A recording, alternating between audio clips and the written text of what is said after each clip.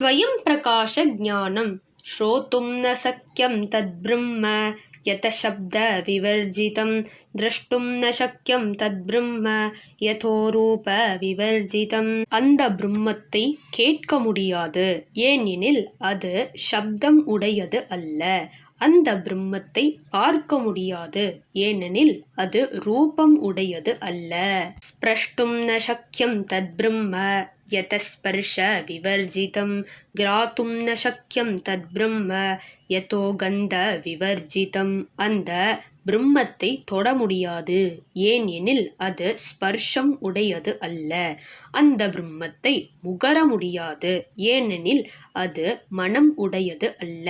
போக்தும் ந சக்யம் தத் பிரம்ம யதோ ரச விவர்ஜிதம் வக்தும் ந சக்யம் தத் பிரம்ம யதோ வாசா மகோச்சரம்.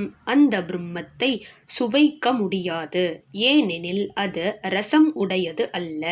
அந்த பிரம்மத்தை பேசவும் முடியாது, ஏனெனில் அது வாக்குக்கு எட்டாதது. தியாதும் ந சக்யம் தத் பிரம்ம யதோ லக்ஷண வர்ஜிதம் ஞாதும் ந சக்யம் தத் பிரம்ம யத் பிராண விவர்ஜிதம்.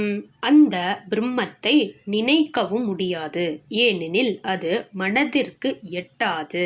அந்த பிரம்மத்தை அறியவும் முடியாது, ஏனெனில் அது அறிவுக்கு எட்டாது. அவஸ்தாத்ரய நிர்முக்தஹ சமாதிஸ்த சமாஹிதஹ ஸ்வயம் பிரகாசம் தம் தேவம் ஜானீயாத் சத்யரூபிணம்.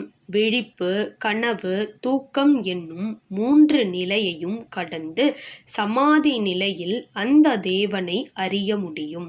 ஏன் எனில் ஸ்வயம் பிரகாசமான அவனே சத்யஸ்வரூபன். இதி ஸ்வயம் பிரகாச ஞானம் சம்பூர்ணம்.